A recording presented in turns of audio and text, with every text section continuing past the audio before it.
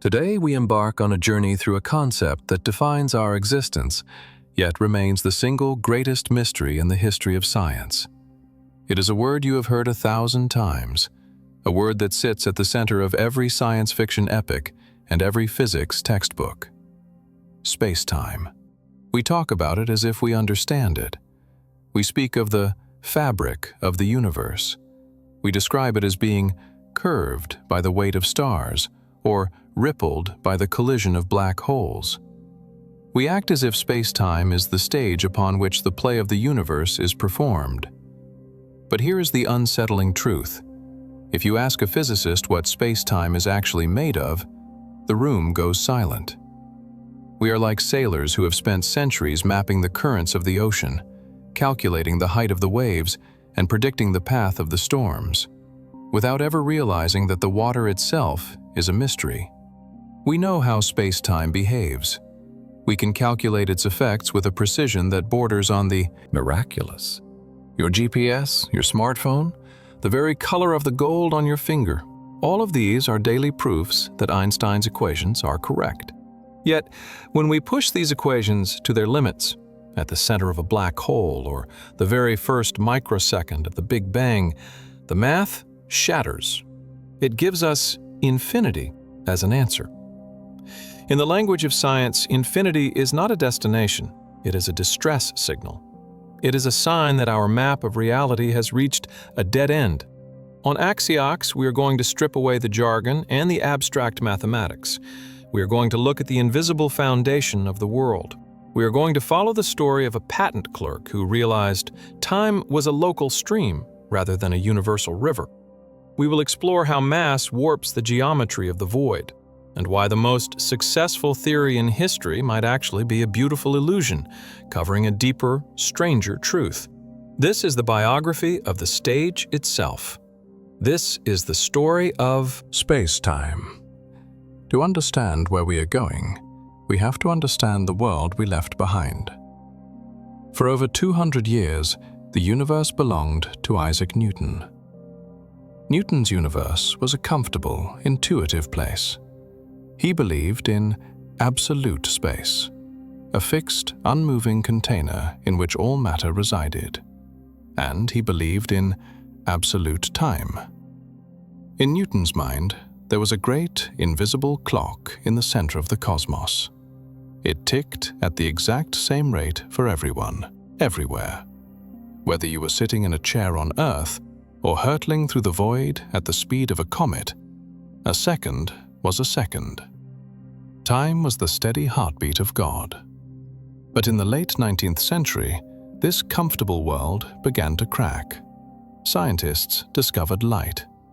Not just that it existed, but that it behaved in a way that defied every rule of common sense. They found that light always travels at the same speed, roughly 300,000 kilometers per second, no matter how fast you are moving. Imagine you are on a train moving at 100 kilometers per hour. If you throw a ball forward at 20 kilometers per hour, a person standing on the side of the track sees that ball moving at 120. The speeds add up. But light is different. If you are on a spaceship moving at half the speed of light and you turn on a flashlight, you might expect the light to travel at 1.5 times its normal speed. It doesn't. To the person on the ground, that light is still moving at exactly the speed of light. This was the crisis of the 19th century. If light refused to obey the laws of addition, then the laws of the universe were broken. Enter a 26-year-old Albert Einstein. It is 1905, and he is working at a patent office in Bern, Switzerland. He is an outsider. He isn't part of the academic elite. He spends his days looking at blueprints for synchronizing clocks, and his nights thinking about the nature of light. Einstein realized something that no one else dared to consider. If the speed of light is the only thing in the universe that is absolute, then everything else, space and time itself, must be relative. He realized that if two people are moving at different speeds, they will literally disagree on the length of a second and the length of a meter. If you move fast, time literally slows down for you. This isn't a psychological trick. Your heart actually beats slower. Your cells age slower. The atoms in your body vibrate at a different frequency. This was the birth of special relativity. It told us that we do not live in a world of space and time. We live in a four-dimensional union called spacetime. You cannot move through space without affecting your movement through time. They are two sides of the same coin, woven together into a single, invisible fabric. Special relativity was a revolution, but it was incomplete. It only described objects moving at a constant, steady speed. It didn't explain gravity. Einstein spent the next decade trying to understand how gravity fit into this new, flexible fabric. In 1907, he had what he called his happiest thought.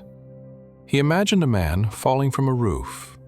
He realized that as long as that man was falling, he wouldn't feel his own weight. He was weightless. Gravity had seemingly disappeared just by the act of falling. This led Einstein to a staggering realization. Gravity is not a force that pulls things together.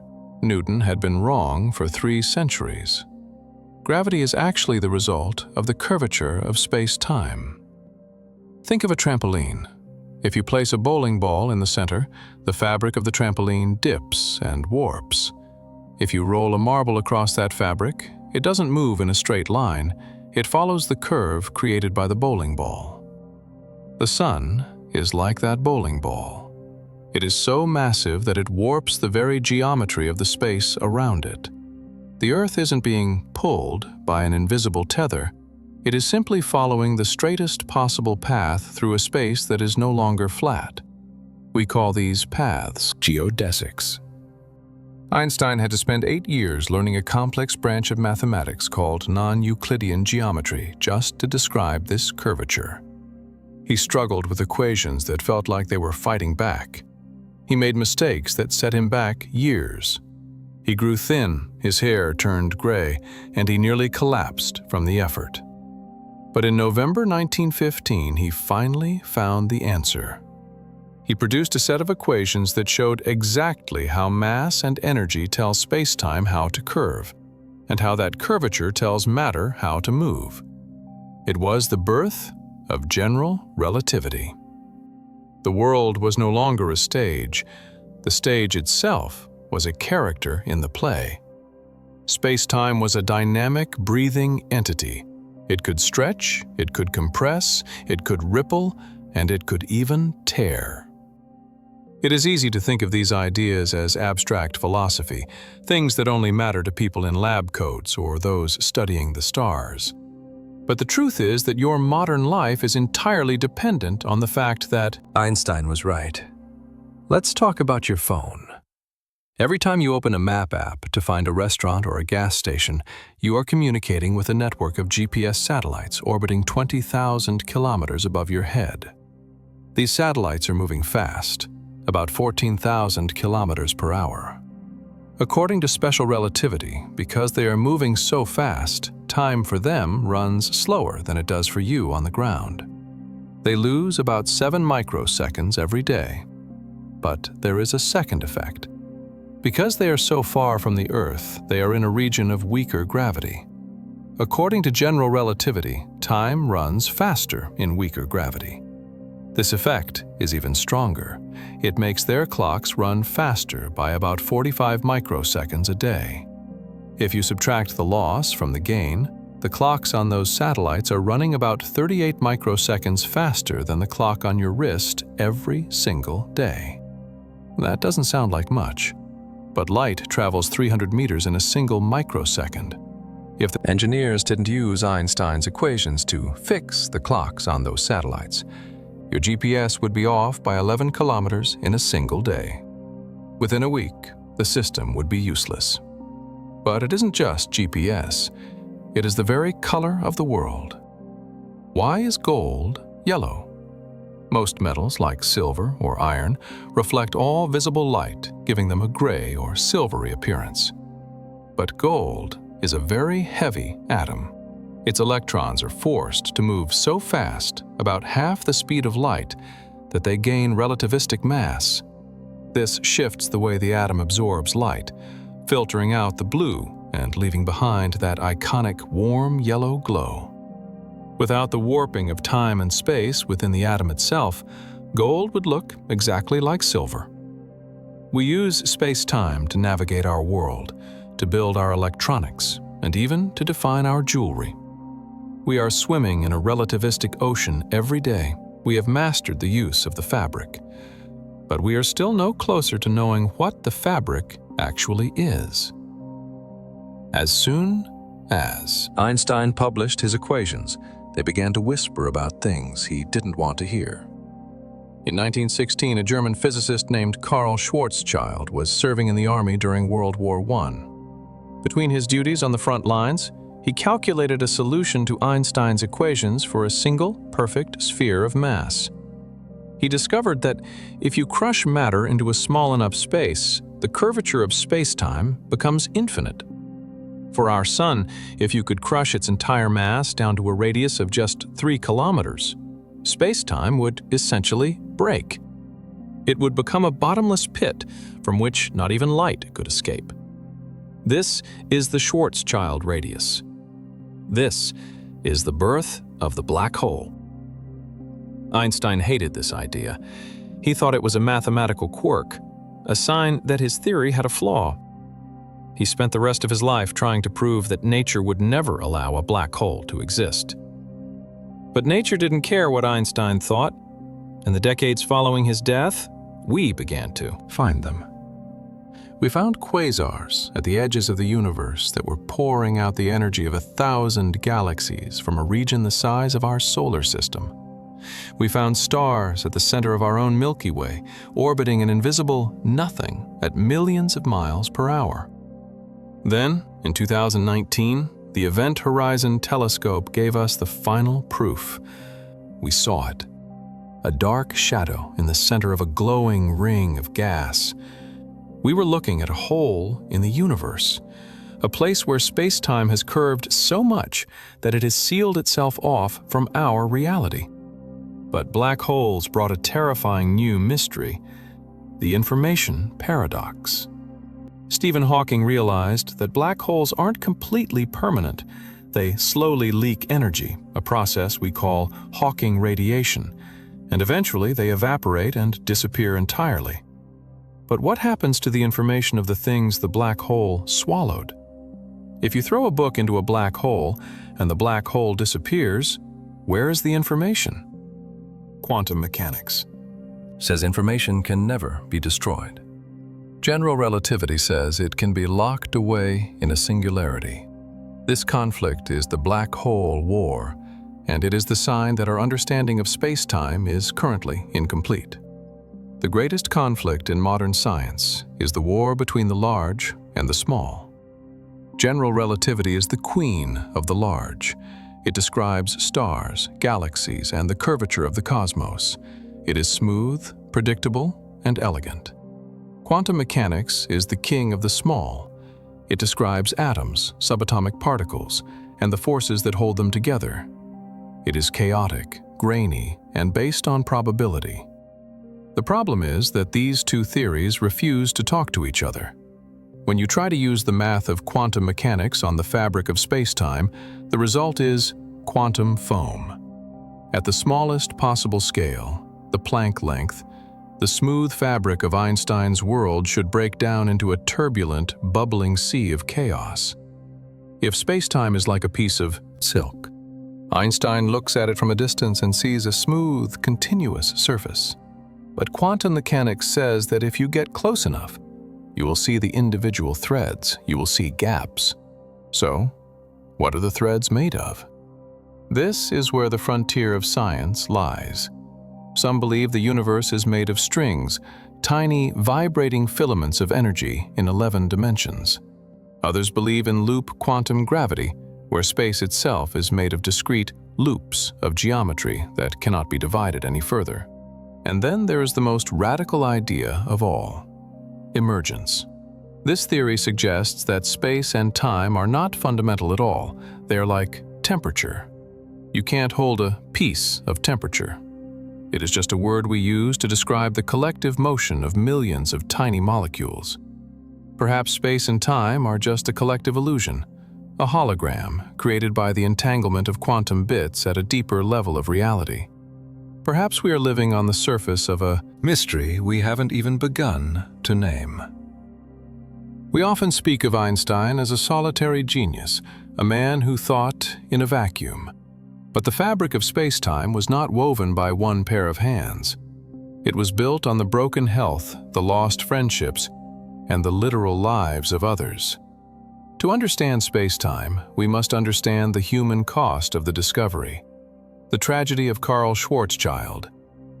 While Einstein was presenting his final equations in the safety of Berlin in 1915, the man who would find the most important solution to those equations was dying in a trench.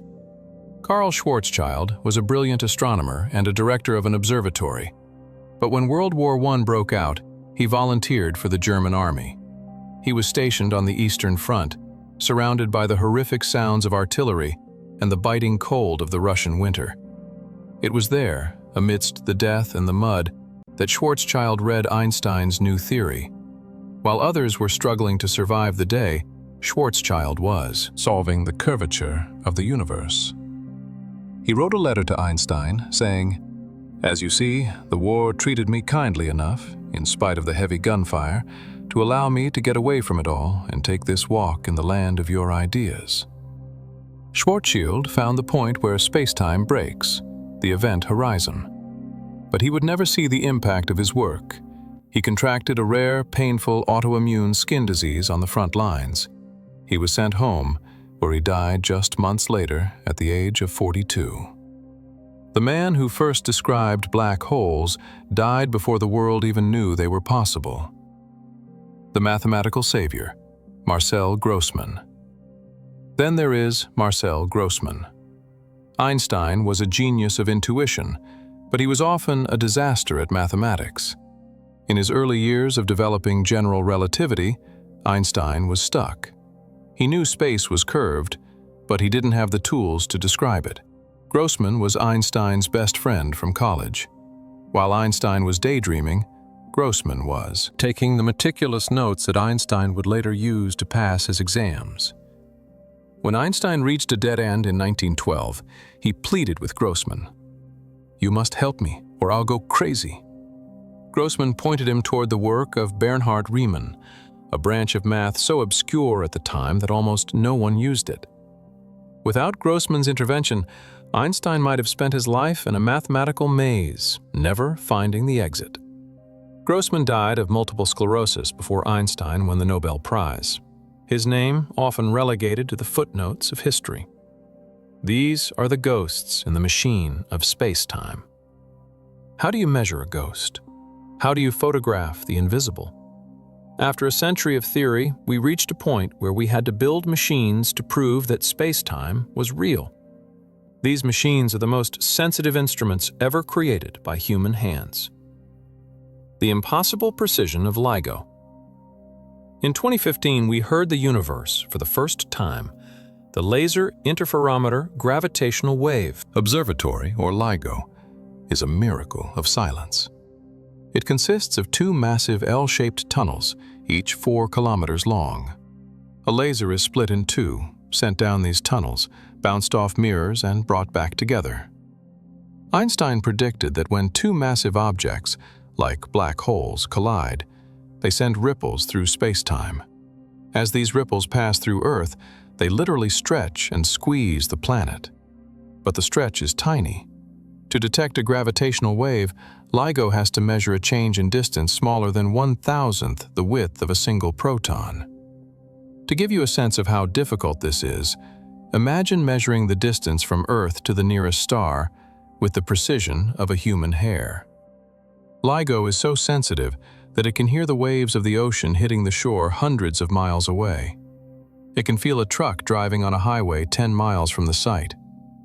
The engineers had to build active damping systems that essentially create anti-noise to keep the mirrors perfectly still.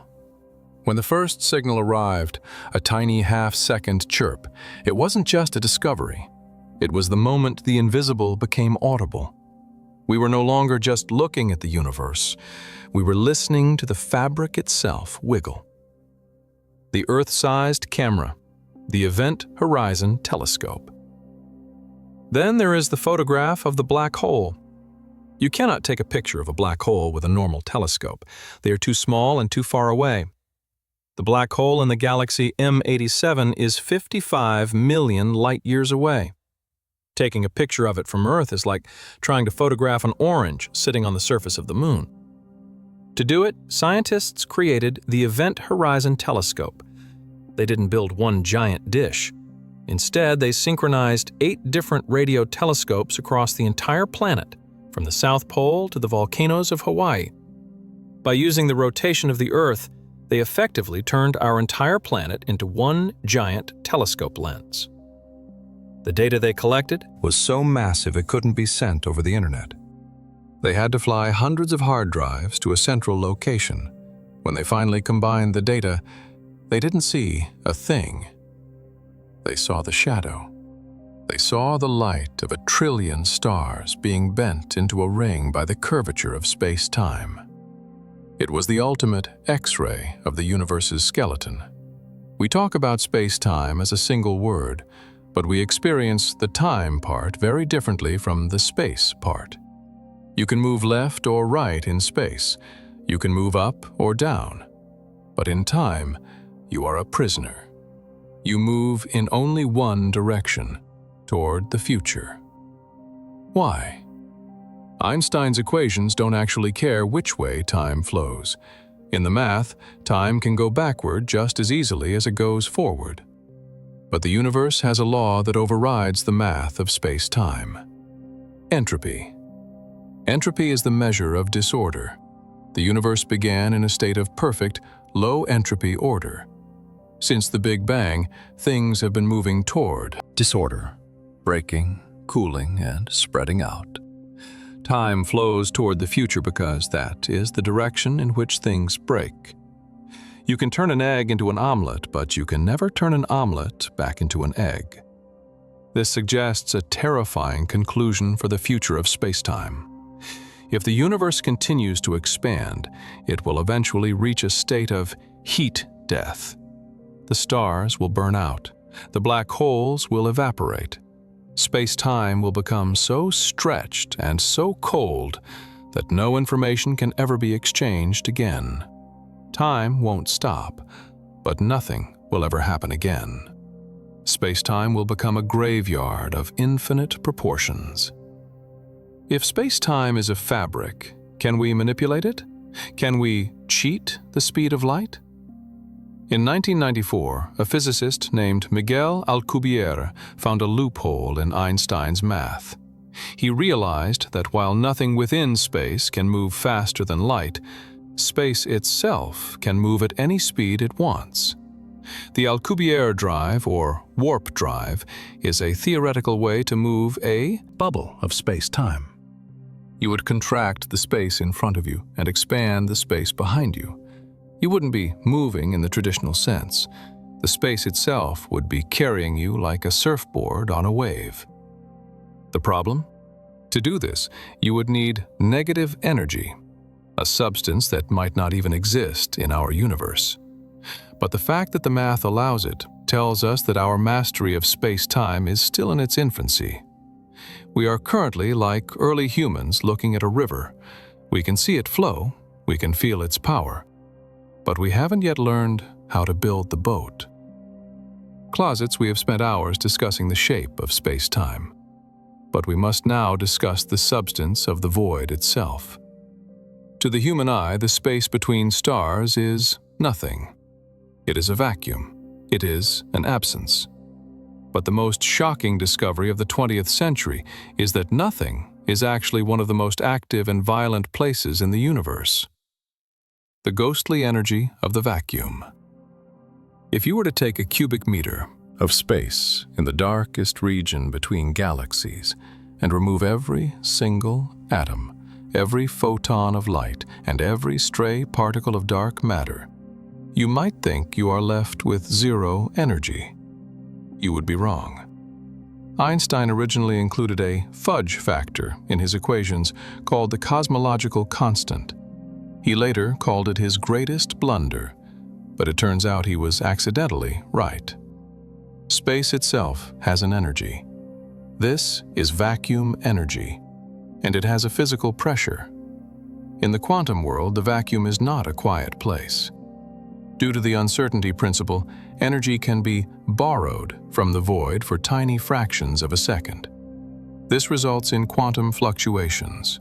Pairs of particles and antiparticles that pop into existence dance for a billionth of a second and then annihilate each other back into nothingness. This means that space-time is not just a stage, it is a sea of activity. If you could zoom in past the atoms, past the quarks, down to the smallest possible scale, you wouldn't find a smooth fabric. You would find the quantum foam. It is a turbulent, bubbling, chaotic froth where the laws of cause and effect begin to blur. Every empty room you sit in is actually filled with more energy than 1,000 suns. It's just that this energy is usually perfectly balanced. Dark energy, the great repulsion. In 1998, astronomers measuring distant supernovae discovered something that terrified them. They expected to see the expansion of the universe slowing down because of gravity. Instead, they saw it speeding up. Something is pushing the universe apart. Something is acting as anti-gravity. We call this dark energy. It makes up roughly 68% of everything in existence, and we believe it is an intrinsic property of space-time itself. As the universe expands, there is more space. Because there is more space, there is more dark energy. Because there is more dark energy, the expansion speeds up even faster. Space-time is not just sitting there. It is growing, stretching, and pushing away its own contents. We are living in a runaway universe. If this continues in trillions of years, dark energy will push other galaxies so far away that their light will never reach us. Future astronomers on Earth will look up and see a completely black sky, believing they are the only galaxy in the universe. The history of the cosmos is being erased by the growth of space-time itself. To understand why space-time behaves this way, we must look at its birth. We must go back 13.8 billion years to the Big Bang. But we aren't talking about a simple explosion. We are talking about the moment when, where, and when were invented. 0 to 10 to -4 seconds, the Planck epoch. At this stage, the entire observable universe was smaller than a single atom. The temperature was so high that all four fundamental forces of nature, gravity, electromagnetism, and the two nuclear forces, were unified into one single superforce. Space-time as we know. It didn't exist yet. The curvature was so extreme that space and time were likely indistinguishable. This is the wall that modern physics cannot see past. Without a theory of quantum gravity, we cannot describe this moment. This is the holy grail of AXIOX's exploration. What was the universe before it had a shape? 10⁻33 to second to 10⁻33 to squared, the era of inflation. Suddenly, the universe underwent a growth spurt that defies human comprehension. In a tiny fraction of a second, space-time expanded faster than the speed of light. It didn't expand into anything. The fabric itself just stretched. In this inflationary epoch, the universe grew from the size of a subatomic particle to the size of a grapefruit. This solved one of the biggest mysteries in science: why the universe looks the same in every direction. Inflation took the tiny wrinkles in the quantum foam and smoothed them out, like stretching a wrinkled bedsheet. Those tiny remaining quantum jitters became the seeds that would eventually grow into galaxies. 10⁻⁶ seconds, the quark-gluon plasma. By now, the universe is cooled enough for the superforce to break apart. Space-time is now filled with a thick, liquid-like soup of quarks and gluons. It is 1 billion times hotter than the center of the sun. For the first time, matter begins to take up space.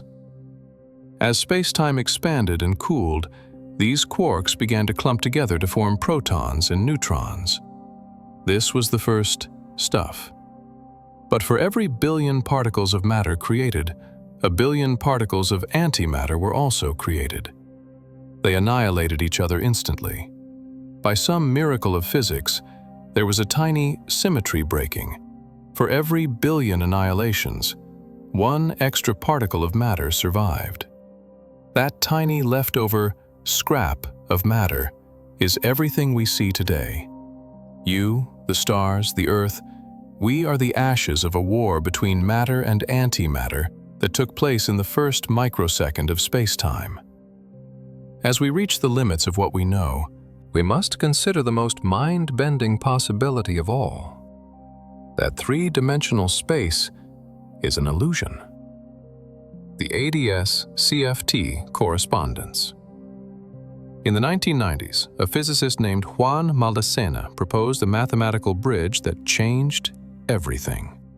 He showed that a universe with gravity in 3 dimensions could be perfectly described by a quantum theory without gravity on its 2-dimensional boundary. Think of a soda can.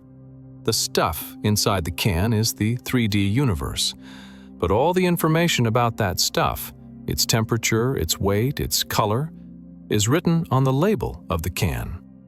This is the holographic principle. It suggests that we are living inside a projection. Everything you think is real, the distance between you and the screen, the height of a mountain, might actually be encoded as 2D data on the far edges of the universe. Why does this matter for space-time? Because it means that gravity is not fundamental. Gravity might just be the way the data is organized. If you change the way the pixels on the 2D surface are entangled, the 3D space in the center changes its shape. This leads us back to the most important equation in modern physics, ER equals EPR. Wormholes, ER, are just what entanglement, EPR, looks like when it is translated into the language of geometry. If this is true, then space is not a thing you can travel through. It is the physical manifestation of quantum information being shared. We have seen the birth. Now we must look at the death. Einstein's equations tell us how space-time will end, and the options are all terrifying. The big crunch. If there is enough matter in the universe, gravity will eventually stop the expansion and pull everything back together. Space-time will shrink. Galaxies will collide. Eventually, the entire universe will collapse back into a singularity. Time itself will end. The Big Rip. If dark energy gets stronger over time, it will eventually overcome gravity entirely. It will pull apart galaxies, then stars, then planets. Finally, it will become so strong that it will pull apart the very atoms in your body. In the final second, it will rip the fabric of space-time itself. The Big Freeze, heat death, the most likely scenario. The universe continues to expand forever. Stars run out of fuel. Black holes evaporate. The universe reaches a state of maximum entropy. Space-time remains, but it is empty. There are no more events, no more thoughts, no more light.